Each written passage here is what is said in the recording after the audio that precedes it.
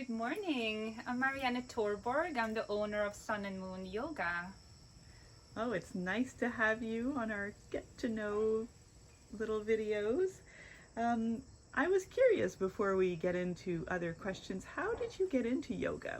How old were you and how did it happen? Yeah, that was a long time ago. So, in my former life, I used to be a professional dancer. And I think it was a way of both challenging myself further because I started with Ashtanga yoga. For those who know what it is, it's quite dynamic.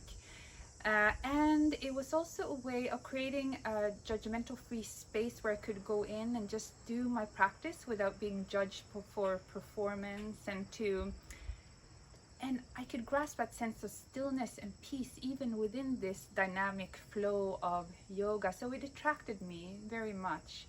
And this was about 20 years ago. Oh, wow. And what style of yoga do you practice at the moment?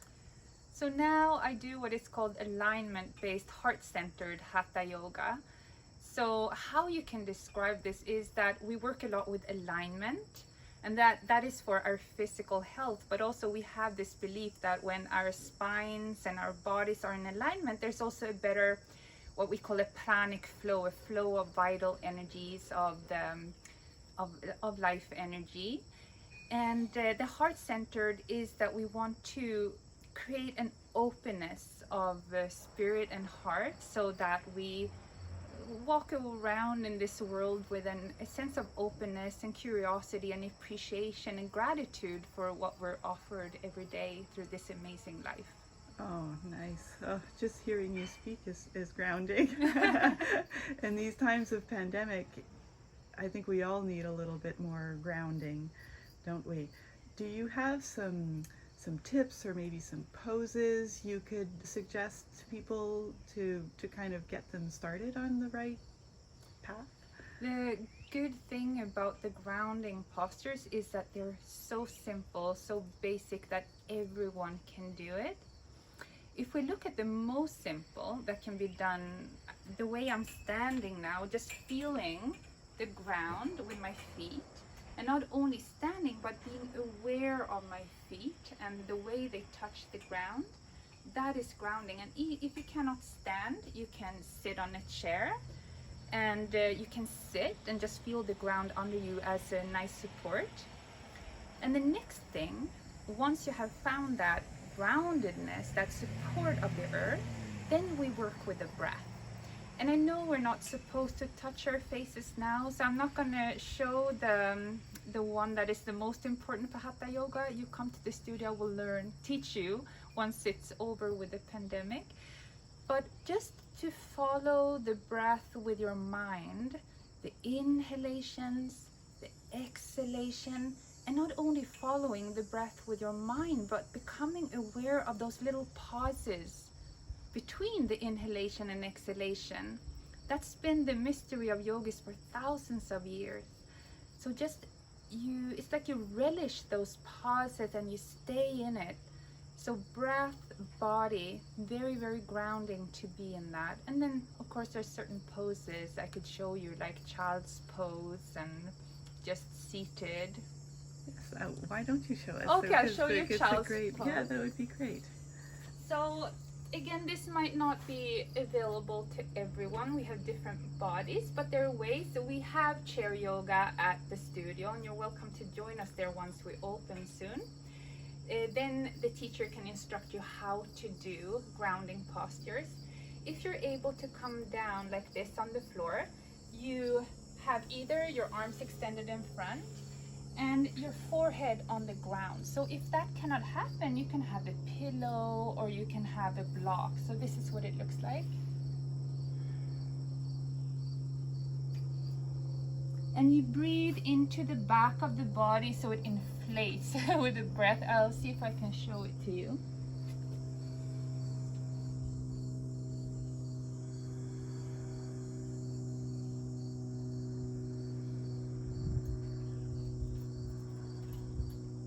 And there are other variations. You can have your arms around like that. A nice grounding one is also to be on the elbows and cup the hands, cup the eyes with the hands.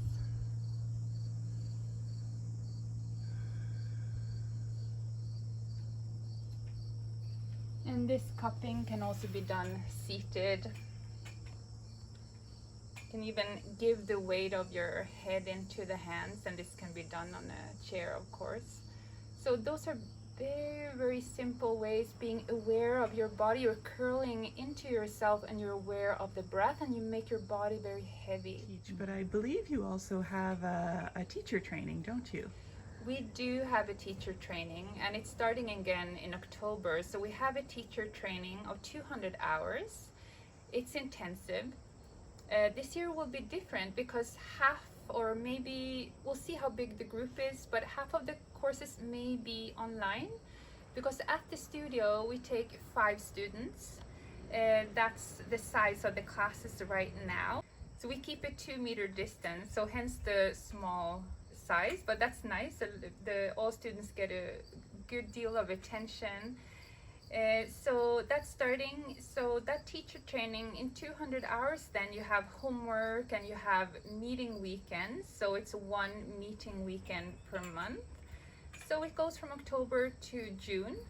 And it's proven very popular this year. We already have 8 students are very interested in the training. We also have a 300 hours, which is for certified yoga teachers, which is then an extension, an add-on to the first basic training. Okay, so I'm not an expert in yoga hierarchy. Yeah. If you're able to teach all these teach the teacher kind of thing, you must be quite advanced. You must have a lot of credentials to your name, I suppose. Yoga credentials. Yeah, so what happened is that I've done my 500 hours of training with teachers, plus a lot of workshops, and I made this program, this 200-hour program, and then we're part of an umbrella organization called Yoga Alliance, based in the United States. It's internationally recognized. So they keep track of that. We have a good curriculum.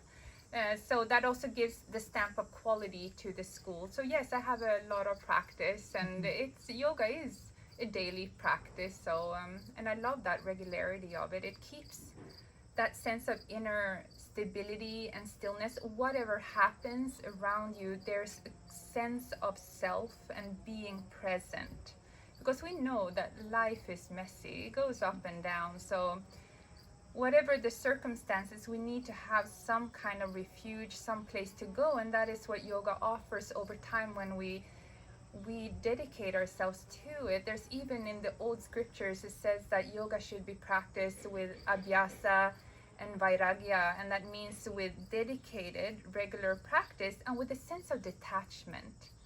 Because sometimes yoga, unfortunately, can seem a bit competitive. People are comparing each other. What clothes is she wearing? How much can she do? Can she do a handstand? I can't. And that is what we want to get rid of, that kind of sense of victory or defeat. You know, we go there to practice to feel well, not to pass judgment on ourselves or others. Si tu as des élèves francophones qui veulent suivre des cours avec toi ou ton studio, est-ce qu'il y a des possibilités? Oui, je dirais que la moitié de nos élèves sont francophones.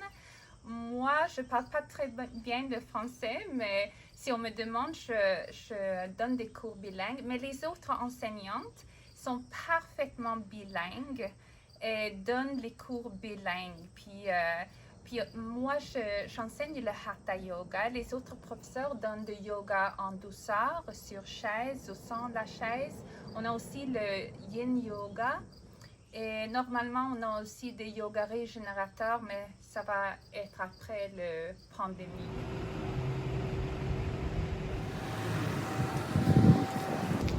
Welcome to Sun and Moon Yoga. Bienvenue au centre Yoga Soleil et Lune.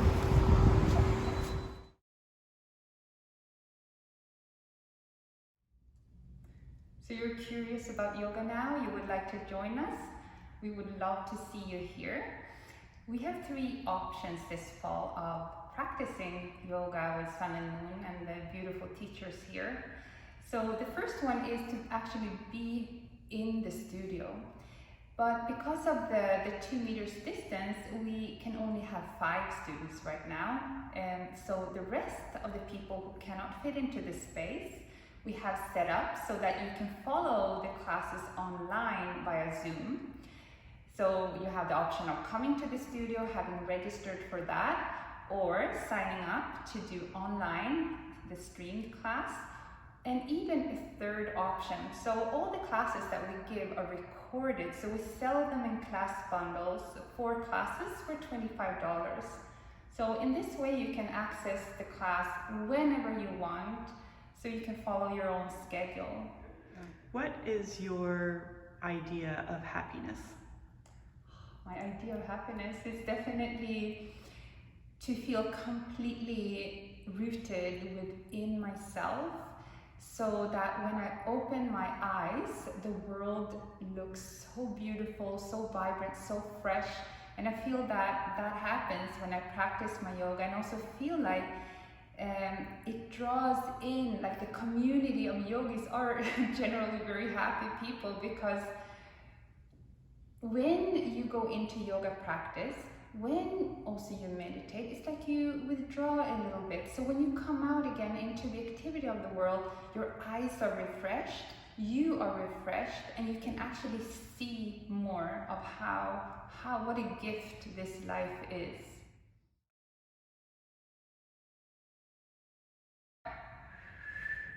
No, I can't.